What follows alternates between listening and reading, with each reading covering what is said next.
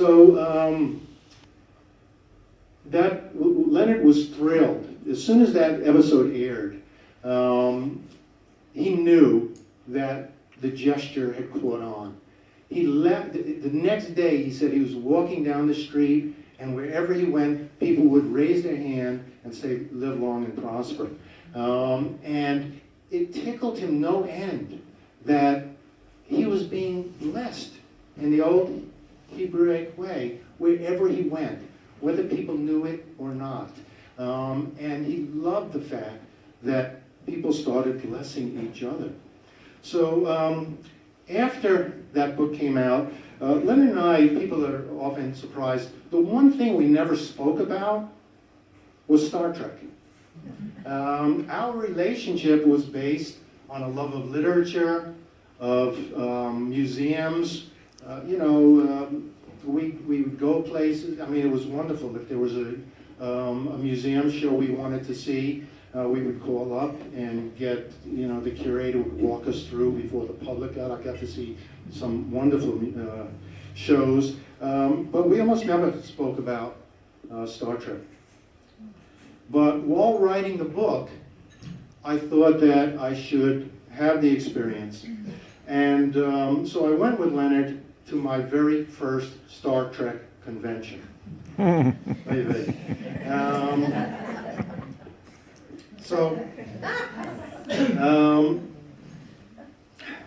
At the convention, somebody came up to me speaking Klingon. And he had a child with him, about 5 years old, who was also speaking Klingon. Kid barely could speak English, but he was talking to me in Klingon. And I asked the father, I turned to him and I said, "So, are you going to raise him as the first native Klingon speaker?" And wham, I wasn't even thinking about it. 15 years later, I was accepting Neil Waldman's gift. That was my way in. Once there was a child without a friend. Two boys his age lived nearby, but they spoke Yiddish. In the morning, they said Guten Tag to each other. Two girls down the road spoke Arabic. They said hello when they met, Marhaba. Some children spoke Spanish. They said hola to their neighbors. Others spoke Ladino. They wished each other Buenos tardes in the afternoon. Ben Zion didn't speak Yiddish or Arabic, Spanish or Ladino. He didn't speak Turkish or Russian or English or any of the many languages spoken in Jerusalem in 1885. So he spent all of his time alone. So, could you imagine being the first child in over 2,000 years to be raised with Hebrew as your native language? Hebrew was basically died out at the time of the Maccabees. It was used only for prayers. And Eliezer ben Yehuda had this Meshuggah idea that its rebirth could help to unify the Jewish people. It would be like going to Italy today and deciding everybody should speak Latin, and then seeing your dream come true within a generation. Unbelievable. And even crazier, Eliezer wanted his son Ben Zion to be a native speaker. He didn't want him to hear any language except Hebrew. And this is true, not even the language of animals. If horses were neighing, or sheep were bleating, or coyotes were howling, or donkeys were braying, he covered Ben Zion's ears. Really. Only wanted him to hear the Hebrew language. So, it's kind of child abuse. I mean, for sure. Most of the people in Jerusalem at the time thought that Eliezer Ben Yehuda was crazy. I would have as well if I were there. He was thrown in jail many times. The biggest, when he moved there, the idea of Hebrew as an everyday language was just crazy.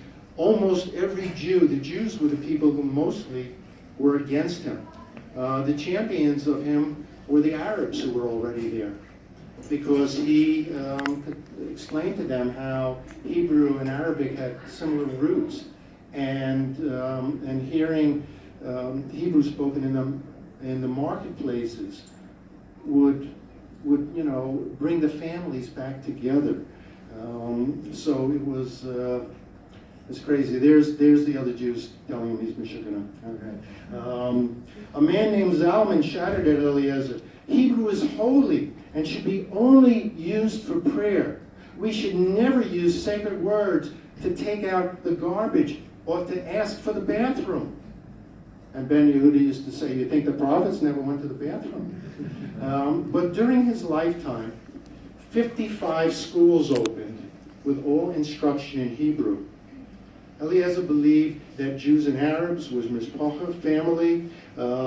He delivered a lecture at the Arabic Academy of Science, explaining the close relationship between Hebrew and Arabic.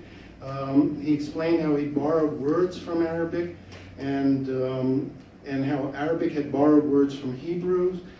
So that was his champion. And I actually don't speak Hebrew. I don't speak Yiddish either.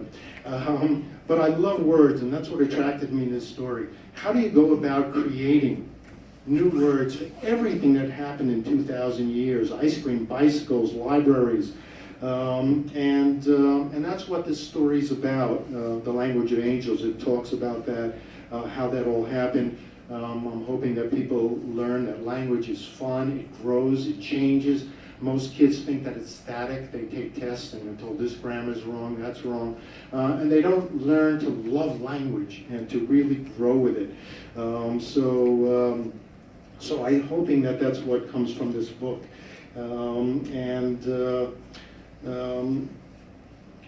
book ends with Ben Zion getting lots of friends. All his friends are now learning to speak Hebrew. That's his reinvention. He grew up. The reason I kind of give Eliezer Ben Yehuda a pass is because Ben Zion grew up revering his father. He wrote a biography about him, and he also spent his life championing a different language, Esperanto. He was the foremost champion of that. He was not as successful as his father. He felt that what his father thought all Jews could come together if they spoke Hebrew, that all people could come together if they had a common language. And here's a little tidbit for you. The only Hollywood movie ever filmed in Esperanto starred William Shatner. So it's funny the way things come back. So that is the journey of Hebrew. It's the journey of Yiddish. It's the journey of Leonard Nimoy, my own journey. I thank you all for joining me, and I've got time for some questions if you have.